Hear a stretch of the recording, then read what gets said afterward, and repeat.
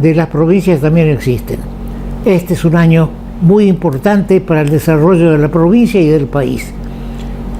Tenemos elecciones provinciales de gobernador, viceintendentes, digamos la mitad de la Cámara de Diputados, un tercio del Senado provincial. También en los distintos municipios se eligen concejales. Mientras que en la Nación, para la elección nacional, Corrientes tiene que designar candidatos a diputados, pero no senadores. A Corrientes, porque se hizo un sorteo en su momento, cuáles eran las provincias porque el mandato de los senadores es de 6 años, cuáles iban a tener 2 años, quiénes iban a tener 4 y quiénes iban a tener 6. A nosotros, por eso no elegimos senadores nacionales en este momento, que era una salida para algunos dirigentes políticos locales ser candidato a senador nacional. Bien, hablemos un poco de la situación política de la provincia. En la provincia seguramente va a haber 2 posiciones distintas. El vicegobernador Pedro Brayar Pocar ha dicho con realidad, tomando la realidad, que el candidato a gobernador debe ser radical. Es decir, que ¿cuál radicalismo? Porque en este momento está la Unión Cívica Radical, que responde al gobernador de la provincia, que fue electo presidente en las elecciones del año pasado. Entonces vemos que por un lado está el ex gobernador Ricardo Colombi, que no tuvo la fuerza necesaria para disputar la interna con el gobernador Valdés. Y entonces, ahora, ¿qué va a hacer Valdés? ¿Qué va a hacer Colombi? Seguramente Colombi va a tratar de revivir lo que fue Eco, que le llevó a la gobernación por 2 oportunidades. Ahora, también Valdés lo está promocionando a su hermano, Juan Pablo, que es intendente de Ituzaingó. Ahora, Valdés, el gobernador Gustavo, no puede ser reelecto, ya fue una vez, y son 4 años y 4 años, y no pueden continuar por otros 4 años más. Tiene que haber un intermedio. Ricardo Colombi hizo, digamos, promovió al primo, al Colombi, pensando que le iba a guardar la silla. Pero cuando empezó a sentir el gustito, el primo, de lo que estaba pasando, lo que era gobernar, se presentó a elecciones también y se diluyó todo entre los Colombi. Ahora, ¿qué va a pasar en la Unión Cívica Radical? Eso es fundamental, porque indudablemente, como dijo el vicegobernador Brayar Pocar, tiene que ser la cabeza de una lista o de un grupo. No creo que se pueda ganar la gobernación de la provincia o las intendencias más importantes, o solo el radicalismo que responde a Valdés solo. Creo que va a haber que hacer una alianza con partidos que ya están apoyando, digamos, al gobierno de la provincia. Es el caso del Partido Popular, que responde al vicegobernador Pedro Brayar Pocar. Ahora bien, indudablemente que hay un trabajo que ya comenzó con apariciones de Juan Pablo Valdés, intendente de Ituzaingó. Aparece en lanación.com en propaganda la foto de él y algunas referencias que hace, muy pocas las referencias a un plan de gobierno que tenga Juan Pablo. Ahora, indudablemente está jugando sus cartas Gustavo a favor de su hermano. Ahora, por otro lado, ya se están preparando las críticas de nepotismo, de continuismo y demás, que seguramente van a forzar a armar una alianza más grande. Vamos a un corte y volvemos.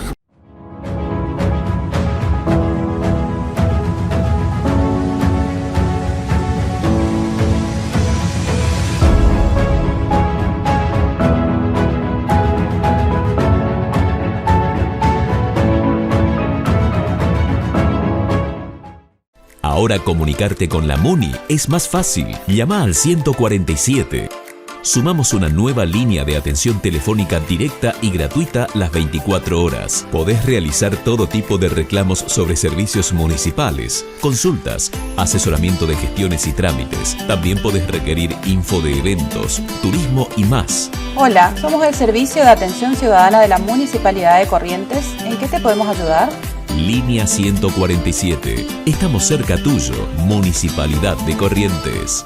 Sumate a nuestra comunidad joven. Paga tus estudios, la cuota del club, salí a comer con amigos, disfrutá del recital de tu artista favorito y mucho más con un 30% de descuento todos los días. Toda la info que necesitas sobre nuestro programa joven en www.bancodecorrientes.com.ar.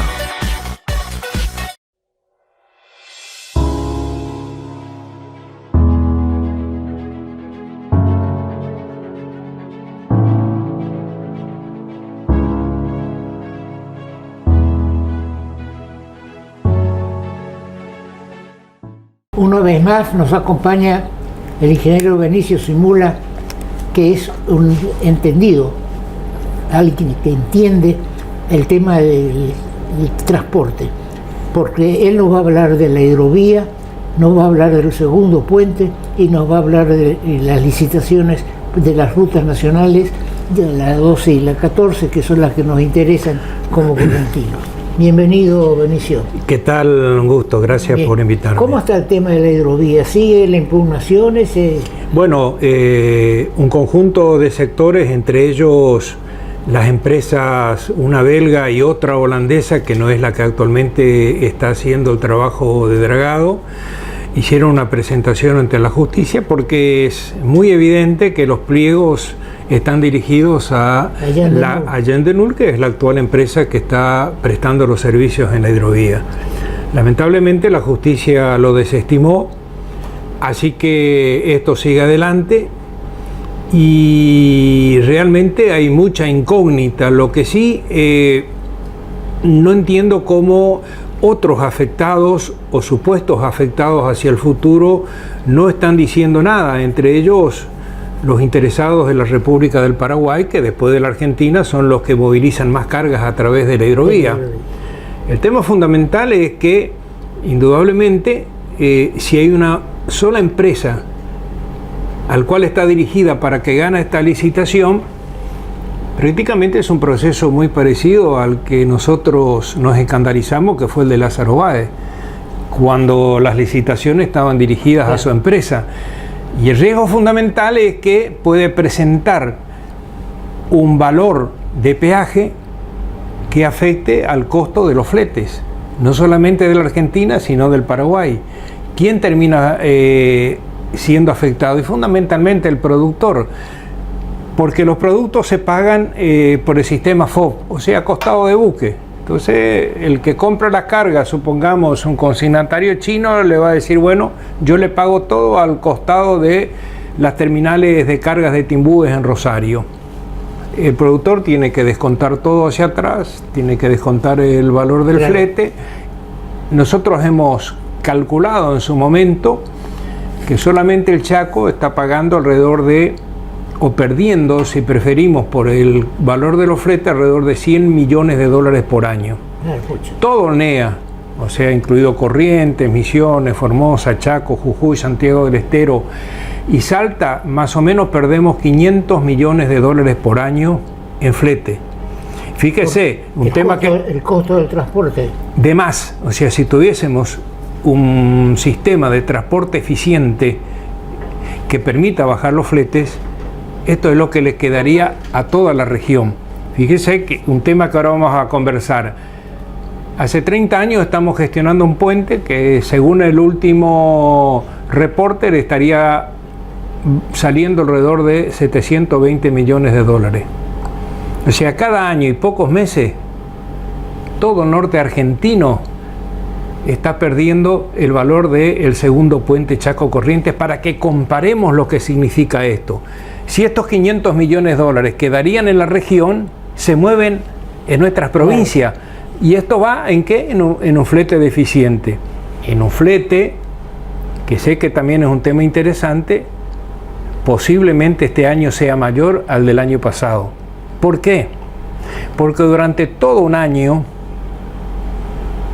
no pavimentamos, ni repavimentamos, ni reparamos un solo kilómetro de ruta. Las cargas que salieron el año pasado deterioraron parte de nuestra red vial. Y el problema es que el sistema vial tiene un deterioro progresivo. O sea, no es que se deteriora como una recta. Una vez que empieza a deteriorarse, crece geométricamente. Mayor O sea, inversión. cada vez se rompe más. Y usted se acordará, en el gobierno de Alfonsín, ¿usted se acuerda que no podíamos circular? Yo me acuerdo un día que tuve que ir a Goya, y cuando llegué a Goya tuve que cambiar, reparar el tren delantero y cambiar los amortiguadores. ¿Se acuerda? Esa ruta era Sí. intransitable, ir a Posada era intransitable, moverse en el país era intransitable. Si esas rutas no las ponemos en condiciones, los camiones van a cobrar más flete, porque se le van a reventar las cubiertas, se va a romper el tren delantero, va a costar más combustible, etcétera, etcétera. O sea, seguramente los fletes este año en el transporte automotor van a ser superiores al del año pasado. Entonces, yo entiendo la necesidad, y creo que todos compartimos, de lograr el equilibrio fiscal. Ahora, busquemos alternativas. Supongamos que a rajatabla mantengamos el déficit fiscal, y supongamos, no tengo el valor presente, pero para poner en condiciones las rutas troncales nacionales necesitamos $1.000 millones. 10 millones. Busquemos algún organismo internacional como el BID y el Banco Mundial. Seguro que nos va a prestar si es para sacar la producción. Ahora, si este año no gastamos esos $1.000 millones, yo les garantizo que el año que viene vamos a tener que gastar $2.000 millones. ¿Entiende? Claro. Porque el deterioro es tan progresivo que cada vez sale más poner en condiciones las rutas. Y si estamos viajando por diferentes tramos del país, nos estamos dando cuenta a ojo vista cómo se está rompiendo la ruta. Hace 2-3 años ir a Posada era un lujo. Ya la ruta se está deteriorando. O sea, dentro de un par de años, ir a Posada, si no invertimos, ya vamos a tener inconvenientes. Ahora, ¿no habría que hacer un análisis de cuáles son las cargas que se podrían, en vez de usar el camión, se usa el río? Sí, eso está analizado. Eso está analizado. El problema es el siguiente, a ver cómo me explico. En realidad, si usted me pide en qué debiéramos invertir rápidamente, es en el sistema ferroviario. Usted se acuerda que yo le mandé un video de Canadá, que usted lo pasó en uno de sus programas. El 100% de las cargas de la producción agrícola que van a los puertos van por el sistema ferroviario. ¿Por qué? Nosotros lo analizamos, y por ejemplo, sacar la producción del Chaco vía el puerto Barranquera implica que esas cargas tienen que ensilarse, hay que pagar, hay que esperar que venga el tren de barcaza, hay que cargar el tren de barcaza. Encima no tenemos barcaza con bandera argentina, son todas paraguayas, prácticamente la mayoría, y usted tiene varios días para llegar a Rosario. Ese tramo tiene un costo tal que hoy es más competitivo mandar las cargas, aunque sea por camión, al puerto Rosario, porque además, cuando venga una embarcación, por ejemplo, China, a quien más le vendemos, y llega la embarcación a Rosario a buscar la carga tiene que estar en los hilos, porque cada día que la embarcación está parada, no solamente tiene que pagar un costo por estar estacionado en la terminal portuaria, sino pierde en lo que hace a poder navegar y llevar la carga en tiempo y forma a China. O sea, usted no le puede decir a los chinos, mire, la carga se va a retrasar. Porque ¿a qué destina, por ejemplo, China la soja? A engordar los cerdos. Entonces, mire, ¿saben qué? Discúlpenme, pero por unos días los cerdos no van a comer porque se atrasaron las cargas en los puertos Rosario. Entonces, el sistema ferroviario hoy le garantiza prácticamente que esa carga llegue en el día al puerto Rosario. En el sistema fluvial tenemos inconvenientes. Lo primero que tenemos que resolver, y usted que conoce el tema perfectamente, que no lo vamos a poder hacer un día para otro, es tener una flota fluvial argentina, en manos de empresas argentinas. Hoy nosotros dependemos que las flotas paraguayas buscan nuestras cargas cuando no tienen carga en Paraguay o cuando tiene una barcaza libre. Hoy usted puede tener esa carga en el puerto Barranquera varios días hasta que un tren de barcaza venga a buscarla, y después tiene el problema que no puede acceder a Barranquera. Y si usted habla con la gente del puerto Corrientes, sabe que usted tiene los contenedores, pero no es que de un día para otro usted esa carga la tiene, esa barcaza la tiene disponible para poder llevar los contenedores a las terminales portuarias de exportación. Paraguay tiene la primera flota fluvial del mundo, es decir, que nos ha superado a nosotros por mucho tiempo, porque las inversiones y lo que hay que hacer, el inversor que quiere invertir en Argentina o Paraguay, elige Paraguay porque hasta ahora tiene mejores condiciones. Entonces, en vez de invertir en la Argentina, en astilleros, en construcción de barcazas, lo hace en Paraguay a un menor costo. Y sí, porque los impuestos son la mitad, o sea, mientras nosotros pagamos el IVA al 21%, en Paraguay pagan el 10,5%. Además, la cantidad de tripulantes es la mitad que Argentina. Nosotros seguimos con los viejos estatutos de la época de Perón. Fíjese el mundo cómo cambió, ¿sí o no? Y exigimos 16 tripulantes por tren de barcaza. Ellos navegan con la mitad. Yo siempre doy un ejemplo. ¿Usted se acuerda de las viejas películas en los aviones? Está el comandante a la izquierda, el copiloto, y atrás había relojes instrumentales con el ingeniero de vuelo que controlaba el funcionamiento del avión.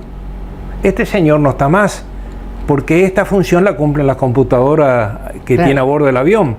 Hoy, en las embarcaciones usted tiene GPS para posicionamiento, tiene sistemas de radar para saber el calado, por dónde circular, o sea, tiene una cantidad de instrumental para navegar con la mitad del personal como lo hace Paraguay. No, nosotros seguimos exigiendo 16. Las embarcaciones Panamax que llevan nuestros productos, 45.000 toneladas a China, por ejemplo, navegan con 8 o 9 tripulantes, y nosotros en los trenes barcaza arriba del remolcador 16. Seguimos con un estatuto en el cual usted le tiene que ofrecer a los tripulantes 2 comidas, o sea, ni en mi casa nosotros se cocina y se come lo que se come, ¿no es cierto? No, usted tiene que ofrecer 2 comidas. No, muchachos, eso es costo, ¿sí o no? Esas cosas no van más. Cuando se habla de la adecuación del sindicalismo, se habla de esas cosas, no se habla de echar a la gente. O sea, los estatutos que Perón implementó en su momento eran buenos para esa época, allá por la década del 50 del siglo pasado, pero ya pasaron más de 70 años, el mundo cambió. Hoy hay GPS, hoy hay radar, hoy hay computadoras que cumplen su función. Es como que, insisto, se exigiera que siga el ingeniero de vuelo mirando la nada, a pesar de que hay computadora en los aviones. Entonces, esta es la cosa que tenemos que discutir, y yo espero que realmente estas cuestiones se puedan resolver y que el presidente tenga fortaleza hasta el final del mandato, y que los sindicalistas entiendan esta cuestión, porque, insisto, el 93% de la flota fluvial está bajo bandera paraguaya. Yo le pregunté una vez al secretario general del sindicato de embarcados, ¿usted prefiere tener 16 personas como tripulantes en los trenes de barcaza de una mínima porción, o es mejor tener 8 de una gran flota argentina?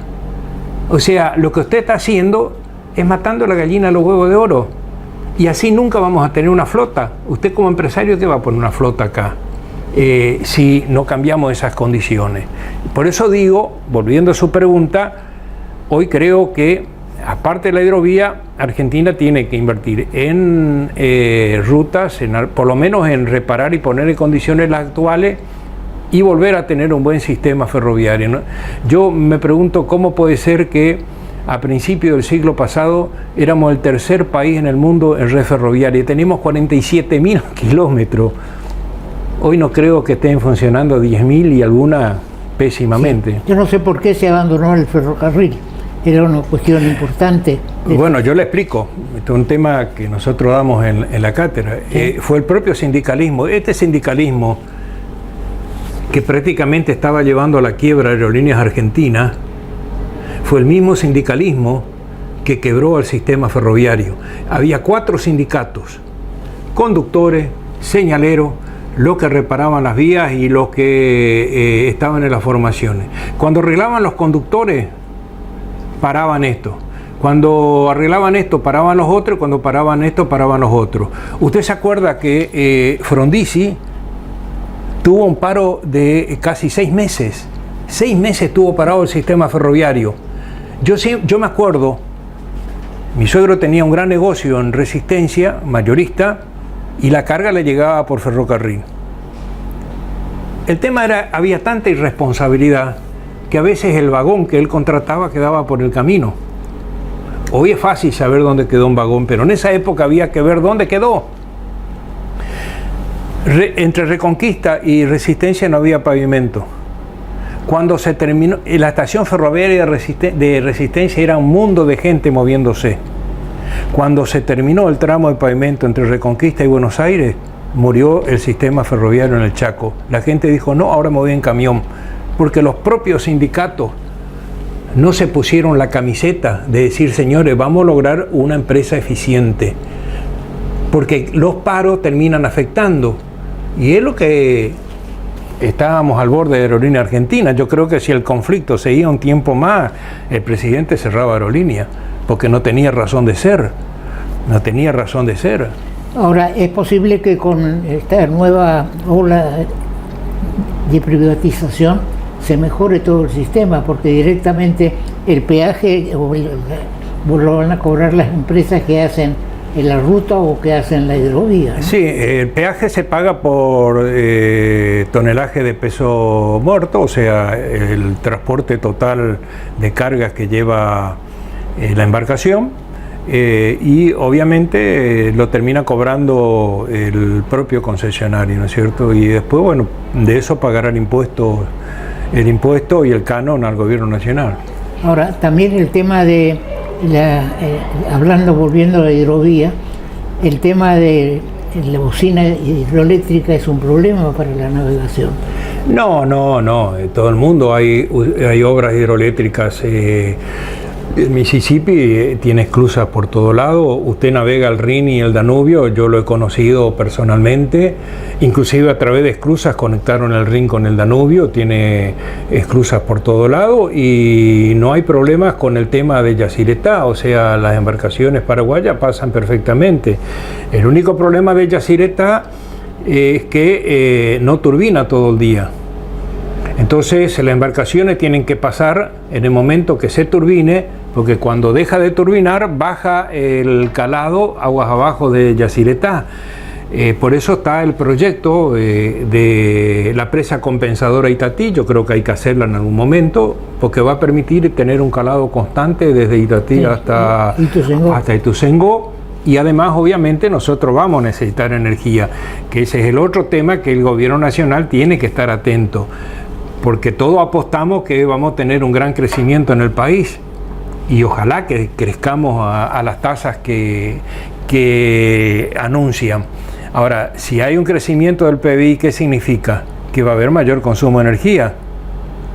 Y en este año no solamente no invertimos en rutas, sino no invertimos un solo peso en generación de energía. Un solo peso. O sea, ni una obra nueva se hizo, ni de generación, ni de transporte, y algunas provincias ni de distribución.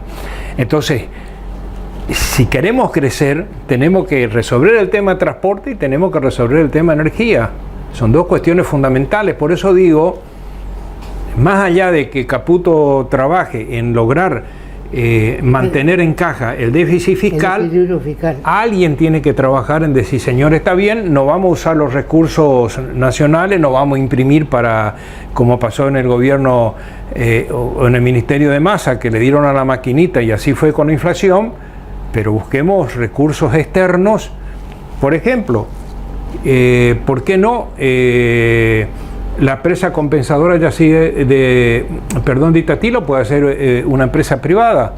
y recupera la inversión vendiendo la energía, ¿me entiende o no? Sí, sí. Y cobrando peaje a las embarcaciones que pasen por las esclusas respectivas. O sea, esas, por ejemplo, son obras que va a conseguir, sobran dólares en el mundo, aunque usted no lo crea. Hay sectores privados que no saben en qué invertir, Entonces, si usted le ofrece un negocio, ese es un negocio, o sea, una presa en el cual usted venda la energía es un negocio. Así es.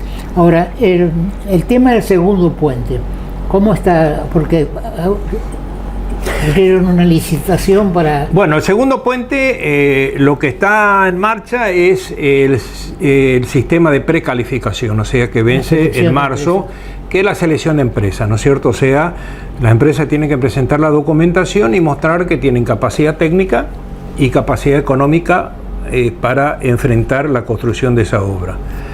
Y supuestamente entre marzo y abril estarían determinando qué empresas pueden entrar en el proceso de licitación, y en abril, según el cronograma, estaría en marcha el proceso de licitación real, ¿no es cierto? Ahora, como dice el dicho, el que se quema con leche de una vaca y llora.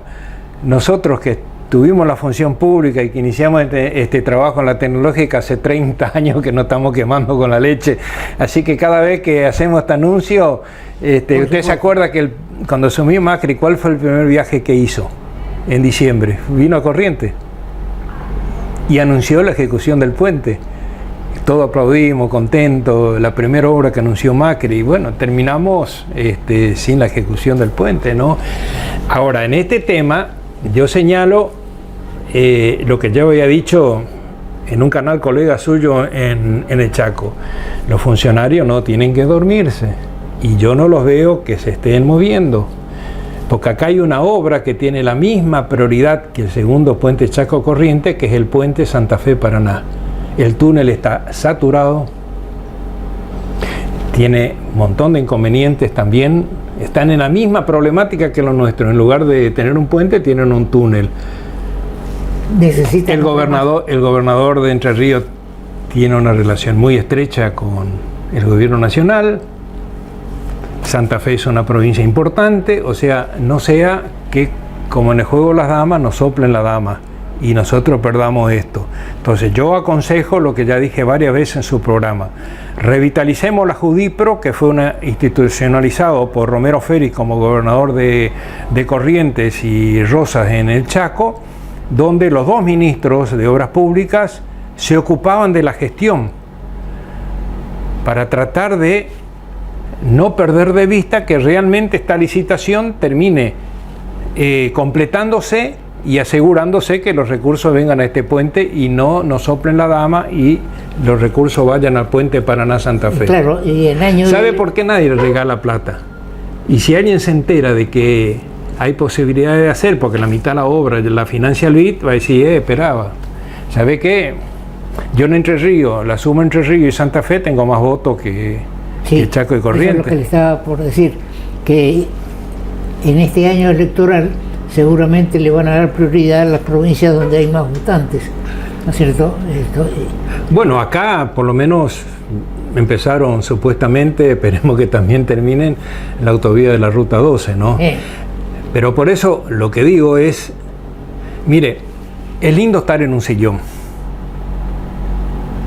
tener la firma, el sillón, le sirven el cafecito, tiene la secretaria, el chofer que lo busca, el pasaje de avión para viajar a diferentes lugares. La parte más ingrata es la gestión. Yo me acuerdo que Rosa nos daba instrucciones al ministro de Economía y a mí para ciertas cosas. Ustedes saben, a Buenos Aires no vienen sin la financiación asegurada. Me acuerdo un día que empezamos una obra, una ruta, y tenían que asignarnos fondos del fiduciario que se armó con la venta del hipotecario nacional. El que estaba al frente, el presidente, era un primo de Menem. Fuimos a las 8 de la mañana a la oficina, nos sentamos en la antesala. Era las 8 de la noche con soporte el ministro de Economía y todavía no nos atendía. Hasta que de vergüenza, porque tenía que salir por ahí, nos atendió. Ahora, si yo voy y digo, no, va a venir, nos van a dar, no. La gestión es ingrata en ese sentido. Por eso digo, es lindo ser funcionario en una oficina, secretaria, dinero, viático, sueldo, toda la que sea. Pero la gestión, le puedo garantizar que exige mucho esfuerzo. Usted se acuerda, Guniski, fuimos con usted, ¿no es cierto? Y el ministro de Obras Públicas de Corrientes, con Silva, y Palmeiro, ¿no es cierto?, un gran amigo, a buscar los fondos o tratar de convencer al Banco Mundial. Así se trabaja. O sea, nadie va a decir, y ojo, ustedes quieren la obra, el dinero para el segundo puente. No, no es así la cosa. Hay que gestionar. Y yo creo que estamos dormidos un poco en ese tema. No quiero que nadie se enoje, no es un tema particular. Yo estuve en ese lugar, y puedo hablar con toda la autoridad de lo que implica, o sea, no estoy tocando de oído, ¿no es cierto? Entonces, que nadie se enoje, pero sí advierto que por experiencia es fácil soplar la dama, ¿no? Y si juegan bien otros mejor que uno la dama, no soplan la dama y el dinero puede ir a otro lado. Muy bien. Esperemos que todos estos problemas del transporte que tienen vinculación directa con la producción dentro del país se solucionen. El tema que hay que resaltar es el de las barcazas que con bandera paraguaya, el remolcador paraguayo, que está perdiendo fuente de trabajo para el mismo sindicato, como bien señalaba recién el ingeniero Simula. Pero bien, siempre tenemos que tener la esperanza de que las cosas vayan a cambiar, ¿cierto? Y hay que trabajar mucho, esto tenemos que entender, y ese trabajo implica dos cosas: expertise, porque mucha gente habla sin entender de qué se trata la cosa. Estuve viendo, me invitaron inclusive a participar de un foro sobre el supuesto desastre ecológico que generaría el dragado del río Paraná. Y yo les digo que primero se interioricen. No tengo ningún problema de explicarles cómo son los procesos de dragado y cómo son las normas que se utilizan, que es lo mismo que se da en la Facultad de Ingeniería, que no es tan así como dicen, no es que se va a hacer un gran canal. El río Paraná tiene un sistema muy parecido a la formación de las dunas en superficie. O sea, el río Paraná tiene dunas sobre el lecho, y lo que se hace es cortar esas dunas, porque hay pozos que están por debajo del calado. Entonces lo que se hace es se corta esa duna. Acá suponen los ambientalistas que se va a hacer un gran canal y el agua va a salir todo de golpe y se va a secar el Paraná. No, no es así. Se hace un corte de esas dunas. Inclusive, insisto, hay lugares que son más profundas que el calado necesario, pero con mucho gusto yo les voy a explicar. La pregunta que hago: ¿cómo resolvemos sin hidrovía? Puede haber otras opciones, habría que analizar. ¿Cómo sacamos nosotros el 75-80% de nuestra producción de exportación, que implica, según el valor de los commodity, entre 70 a 80 mil millones de dólares por año?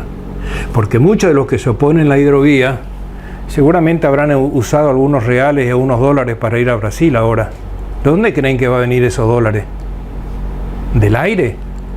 ¿Trump va a venir en un avión y nos va a tirar de arriba? Entonces, seamos un poco sensatos, analicemos la cosa, no nos opongamos a estas cuestiones. Estos son temas económicos, hay que analizar muy bien. La alternativa es, bueno, llevemos vía Bahía Blanca. ¿Y cómo llegamos a llevar esa producción? Nosotros en el Chaco producimos 6 millones de toneladas por año. A ver, ¿cuánto nos va a salir en lugar de llevar a Rosario a llevar a Bahía Blanca? Muchísimo. El Chaco desaparece. El Chaco desaparece en su producción. Entonces, seamos sensatos, responsables en ese tema y entendamos las cosas. Porque cuando hay inundación, todos somos especialistas en inundación. Cuando hay sequía, todos somos especialistas en sequía. Ahora, todos somos especialistas en la hidrovía. Y la hidrovía, el dragado, que se hace en todas partes del mundo, en el Mississippi, en el Rin, en el Danubio, los puertos de Rotterdam, los puertos de Hamburgo, donde usted ve se hacen dragados. Inclusive yo estuve ahora en Río Grande, donde está el principal puerto de exportación de Brasil, y todo el sector hacen dragado y la playa está al lado donde fuimos nosotros. Entonces hay normas a cumplir, ¿no? Entonces yo les pido sensatez y con mucho gusto les explico cómo se trabaja en este tema, porque si no da la sensación de que los ingenieros somos unos bárbaros, que no importa nada, absolutamente, y no es tan así, ¿no? Sí, una pena que habíamos armado un comité federal de la hidrovía. Me acuerdo. En el gobierno del doctor Ricardo Leconte, me designó a mí como representante titular de la provincia y el contraalmirante Bainger como segundo. Ahora, lamentablemente las otras provincias no tomaron la actitud real de desarrollar un comité federal para defender un poco a las provincias. Por eso decimos que en nuestro programa que las provincias también existen. Bien, muchas gracias, Benicio. Gracias por invitarme, gracias.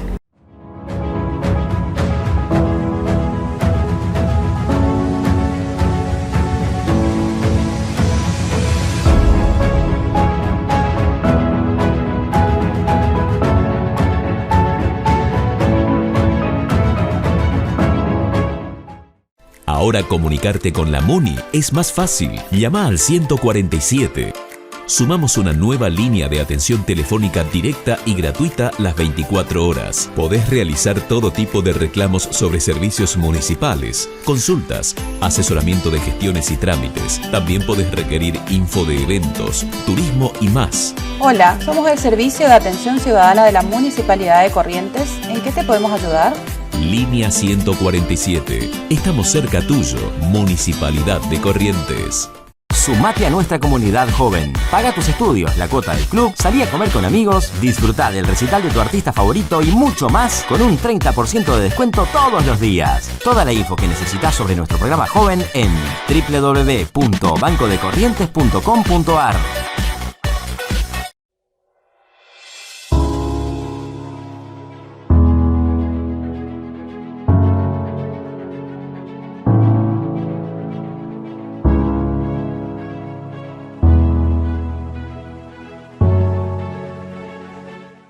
Nuestra audiencia habrá podido observar que de las 1000 apariciones que tuvimos en televisión,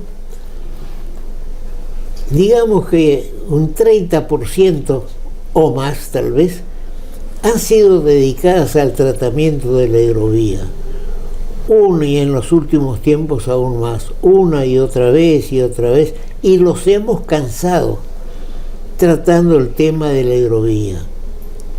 Pero la hidrovía es fundamental, es el camino asfaltado que tienen los buques para poder transportar nuestras cargas y es el sistema más económico.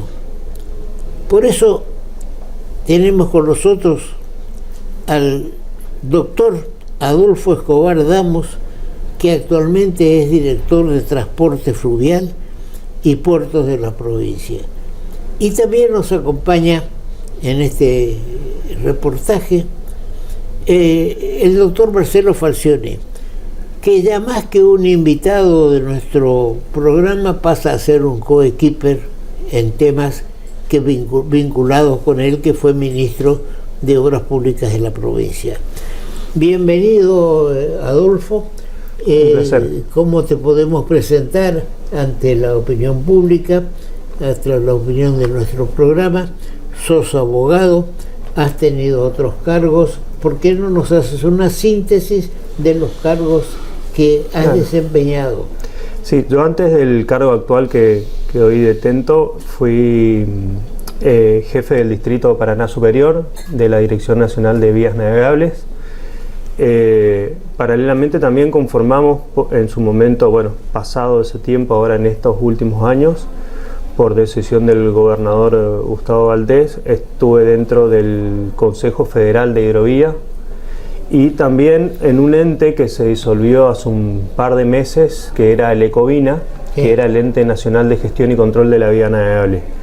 Dentro de todas esas áreas siempre fuimos proactivos de tratar de fomentar y de garantizar la navegabilidad para todo lo importante que representa la navegabilidad misma en todo el canal troncal de la aerovía, y también lo que es importante para nosotros como provincia es garantizar que Nación, a través de las obras, garantice la navegabilidad en el tramo que va desde la esclusa de Yacyretá hasta Confluencia.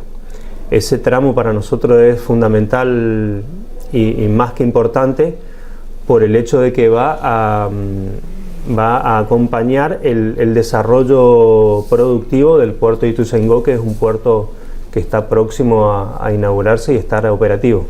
Ahora, ese puerto de Ituzaingó, ¿cómo está concebido? ¿Está previsto proveerlos de las dragas, de las grúas y equipos suficientes y necesarios? Porque nosotros tenemos información y la hemos puesto a disposición de nuestra audiencia de que el puerto de Posadas está avanzando mucho en este sentido para poder recibir containers del interior de Misiones al puerto de Posadas, pero que tienen que dotarlo, y lo están haciendo, de los elementos suficientes.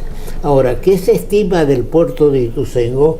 ¿Para cuándo lo podríamos tener en condiciones? Fecha exacta no tenemos. Lo que sí, el puerto sigue en su etapa de construcción, sin prisa pero sin pausa, como se dice normalmente. La situación particular de Posadas es una situación muy diferente a la situación del puerto de Ituzaingó, teniendo en cuenta que en el caso de Ituzaingó está estratégicamente ubicado por debajo de la esclusa. Eso reduce muchísimo el costo logístico del cruce de la esclusa, y sobre todo, algo que no es un tema menor, hoy en día los puertos de acá de la región, tanto Corrientes Capital, en su futuro puerto de Ituzaingó y Posadas, estamos moviendo la totalidad de carga containerizada. Sabemos bien que eso se traslada en barcazas, y la particularidad que el problema, voy a hacer una nota al margen en este caso de Posadas, el problema que se le plantea es que el ancho de las barcazas containeras no pasa por el ancho de la esclusa, con lo cual hoy Posadas está con barcazas graneleras adaptándolas para poder pasar contenedores, con lo cual eso genera mucha limitación, y hoy una barcaza granelera podrá cargar 40 contenedores por barcaza, o sea 20 por estiva, hasta 2 estivas como mucho, y el largo de la esclusa le permite pasar hasta 2 barcazas con empuje, con lo cual la ecuación total sería de 80 contenedores límite. Ahora, ¿están cargando granel y encima container? No. Las barcazas graneleras se le hacen unas adaptaciones y ponen los contenedores ahí. Está viniendo mucha carga, me dicen también, y leo, de que desde la parte de Brasil, la parte que comparten Brasil y Paraguay, y que ahí hacen incluso empresas de navegación brasileras están haciendo dragados en ciertos puntos para poder afecta mucho las represas que tiene Brasil en el curso del río Alto Paraná. Y la verdad que la dificultad de la navegabilidad de la profundidad del río es importante. Hoy estamos en una situación de profundización crítica, en una situación en la que el canal troncal como los canales secundarios merecen ser analizados. En este momento, como provincia, estamos formando parte de una mesa de diálogo dirigida por la Subsecretaría de Puertos de Nación, donde cada provincia ribereña manifiesta los intereses propios de su provincia, para que eso, en algún momento sea volcado en lo que va a ser el futuro pliego licitatorio del mantenimiento del canal troncal. No sabemos si nuestra opinión o nuestras necesidades van a ser vinculantes o no, pero por lo menos dejamos en claro siempre cuál es el norte que tiene el gobernador con respecto a la política fluvial y a la política portuaria, y después, bueno, dependerá de Nación de si nuestras voces son escuchadas o no al momento de confeccionar el pliego. ¿Por qué no le explicas a la audiencia el tema de la red troncal? Claro, acá nosotros, el tramo propiamente dicho del canal troncal de la hidrovía, el tramo argentino, por así decirlo, es el que va desde el punto llamado Confluencia, que es donde confluye el río Paraná y el Paraguay, hasta aguas profundas del río de la Plata. Hablo de exclusividad argentina porque sabemos bien que tanto el tramo del Alto Paraná como del Paraguay son tramos compartidos, en los cuales si hubiese necesidad o en este caso hay necesidad de hacer intervenciones, ya tendríamos que hacerlo con participación de Cancillería y bueno, llegar a un acuerdo cómo sería el mantenimiento de ese tramo puntual. Es decir, que la posible licitación sería únicamente desde Confluencia a aguas profundas. Y la parte que viene de Puerto Cáceres hasta Confluencia, eso ya entraría en acuerdos internacionales. Exactamente. Sí, no estaría incorporado dentro de este pliego licitatorio que impulsaría Nación, únicamente desde Confluencia hasta aguas profundas. Lo que se está evaluando ahora es poder incorporar, que es el pedido de muchas provincias, no el nuestro, porque nosotros no tenemos ese tipo de inconvenientes, dragar los accesos del canal troncal a los puertos. Nosotros, gracias a Dios, por una cuestión natural no tenemos ese inconveniente, otros puertos sí, pero bueno, eso es lo que se está evaluando, si van a incorporar dentro de este mantenimiento de la red troncal el acceso a los puertos y los canales secundarios. ¿Cómo ves el tema del puerto de Corrientes? Bueno, antes de entrar al tema puntual del puerto de Corrientes, la reflexión que hago sería incierto hasta este momento la alternativa que el tramo del río Alto Paraná, digamos, Confluencia y Ituzaingó, pueda estar incluido en el nuevo pliego de licitación para el dragado y balizamiento. Y por otro lado, si también tenemos conocimiento respecto a las relaciones internacionales con Paraguay, porque no olvidemos que este tramo es compartido con Paraguay, con lo cual, si no tenemos certeza respecto a estas dos cuestiones que sean definidas, vamos a tener a fin de año aparentemente un puerto muy bueno, muy lindo, de última generación en Ituzaingó, pero sería inútil o no utilizado por la falta de navegabilidad de este tramo del río. Sí, yendo por parte, a ver, sí. Entendemos, según lo que nos manifiesta Nación, que en este pliego no va a entrar el tramo de Alto Paraná, ni siquiera el Uruguay tampoco, que el Uruguay en ese caso, el Paraguay beneficiaría Puerto Las Palmas, Formosa y bueno, todo lo que tenemos hacia arriba, aguas arriba. Pero sí, ya estamos empezando a trabajar seriamente en generar ese vínculo con Cancillería para que se junten ambos gobiernos y plantear paralelamente iniciar este proceso de mantenimiento de este tramo que no va a estar incorporado dentro del mantenimiento del canal troncal. Nosotros justamente ya presentamos en varias oportunidades en el gobierno anterior nacional y lo vamos a volver a presentar ahora, cuáles son las pretensiones y los requerimientos que nosotros necesitamos. Siempre hablamos en términos genéricos al decir que solicitamos garantizar la navegabilidad, con todo lo que eso implica, balizado, dragado, señalización y todo lo relacionado a la navegación. Tener actualizadas las cartas de navegación también, eso es importante. Y sobre todo poder intervenir en los pasos críticos que, si bien serán 5 o 6 hoy en la actualidad, así bajo como está, son pasos críticos que no son de piedra, son arenosos, con lo cual no sería compleja la intervención para poder facilitar la navegabilidad por esos tramos. Hoy el río como está, en el caso de que tengamos mañana operativo el puerto de Ituzaingó, tranquilamente podrían navegar, porque sabemos bien de que las barcazas, en este caso contenera, calan mucho menos que las graneleras. Entonces hoy, en una situación actual, podríamos estar transportando a razón de 120 a 140 contenedores por barcaza, que no sería un número despreciable. Y también,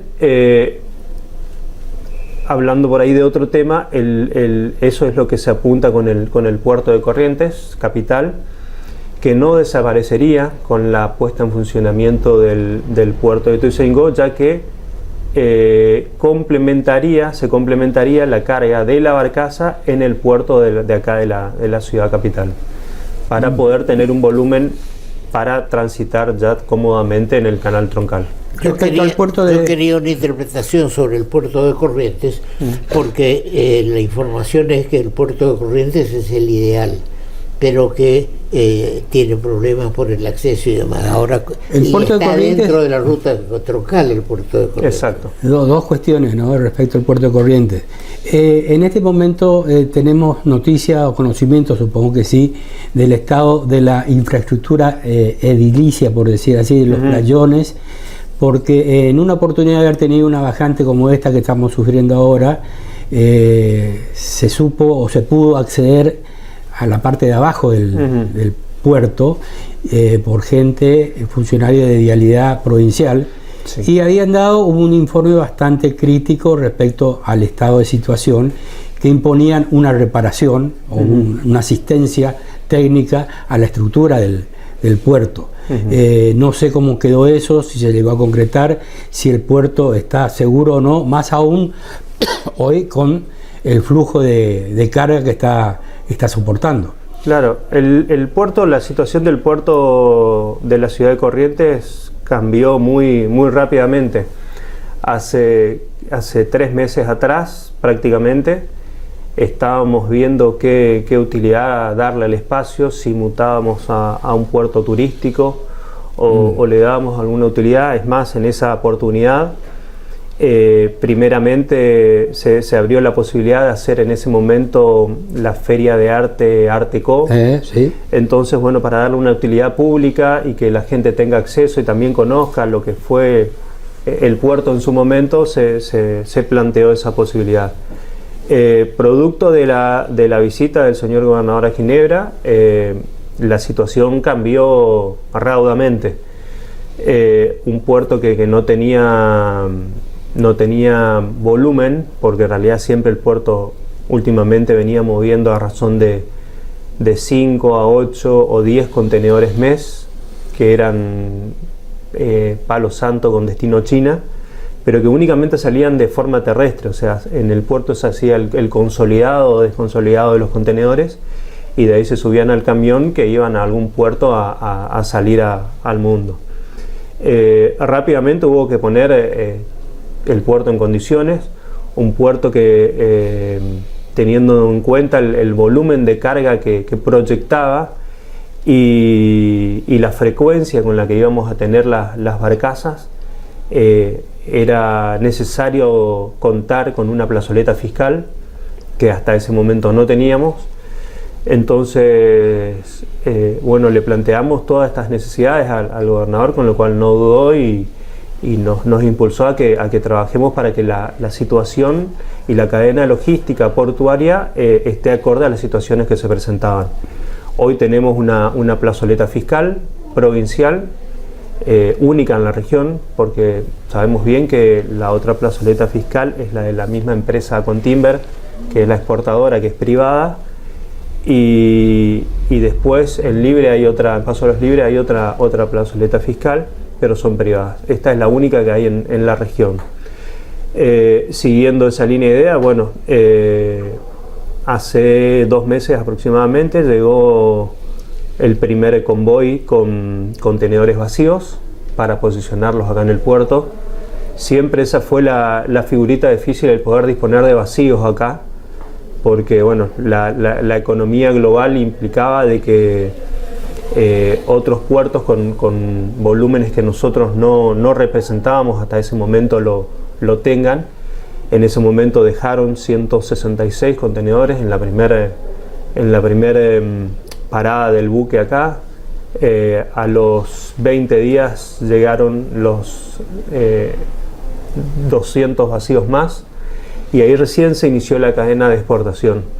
Hoy justamente en horas de la tarde o este fin de semana estaremos completando los primeros más de 1000 TEUs de exportación del puerto de Corrientes, un puerto que la verdad que por su tamaño y por su dimensión es un puerto muy chico, pero es un puerto que nosotros, haciendo mención al comentario que me hicieron, nosotros habilitamos, instruimos para que la logística portuaria sea un puerto 24/7, con lo cual el puerto está abierto 24 horas para poder eso flexibilizar el tiempo de ingreso de cada uno de los camiones a la ciudad, para que ello no dificulte el tránsito del automotor, del ciudadano normal que transita todos los días por la ciudad.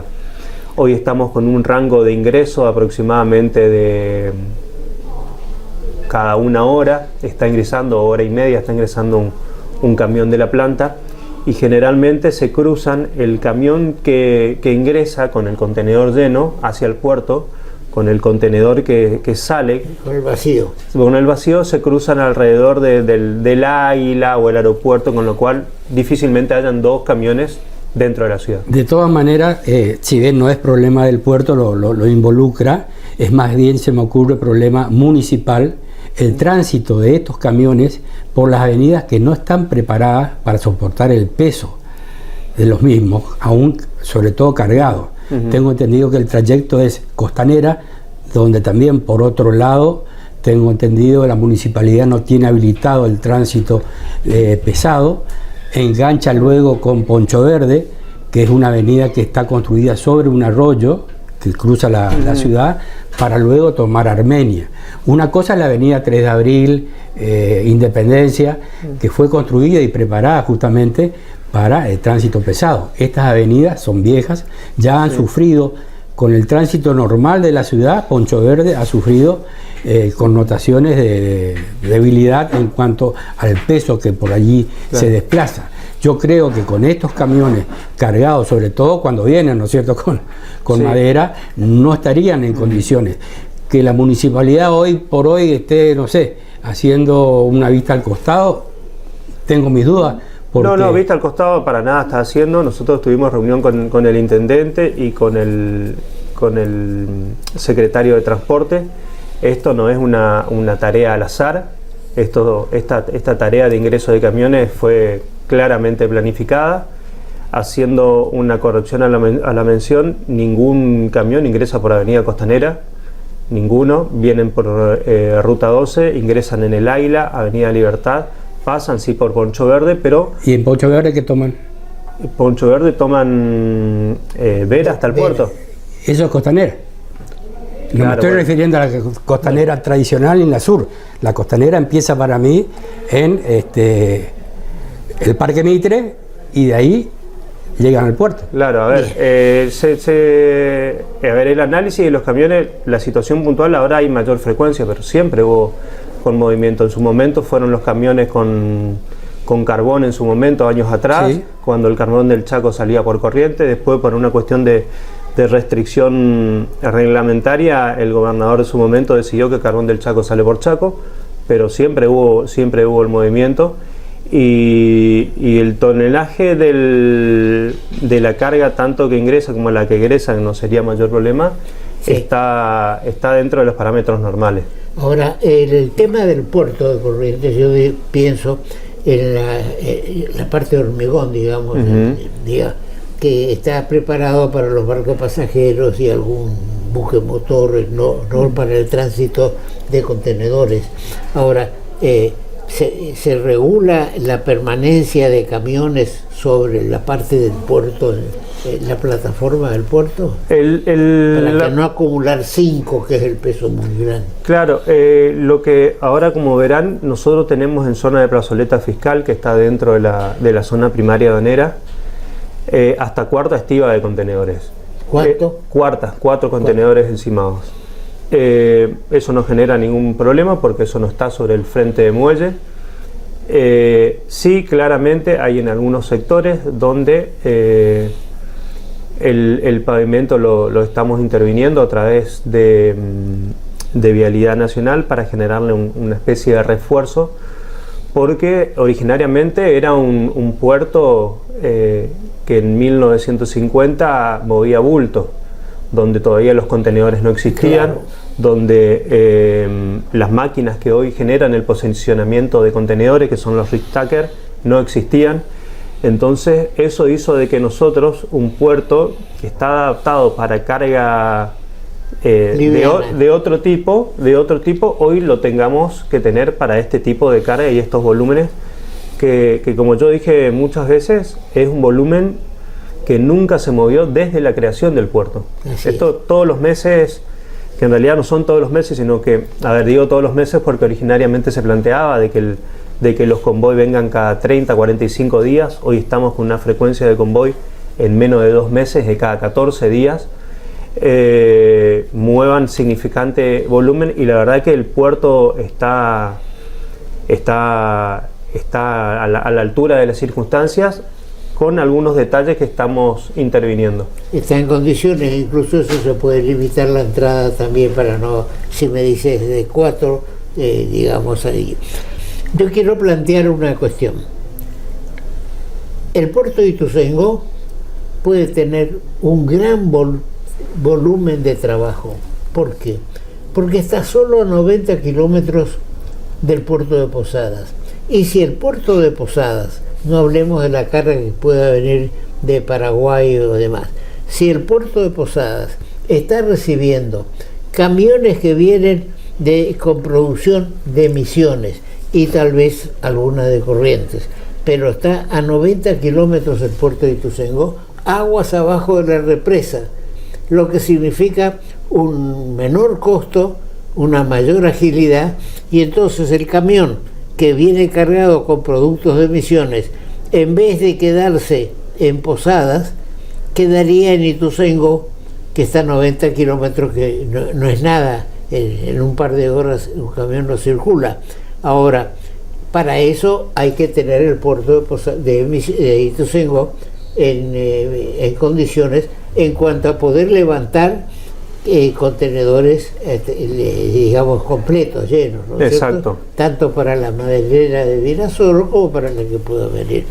Bien, indudablemente, como decíamos al comienzo, se está despertando el interés por la hidrovía, y en eso modestamente nos adjudicamos un punto por nuestra constante prédica.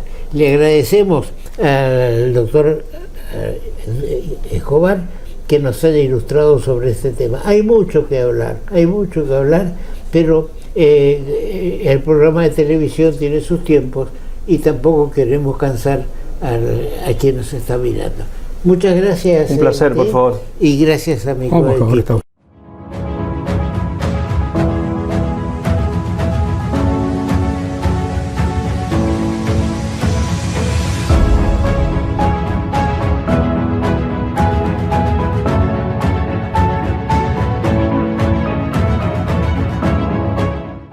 Bien, analizamos la situación de la hidrovía, del ferrocarril y de las rutas. Todo hace al costo de nuestros productos que se van al exterior. Será hasta nuestro próximo programa.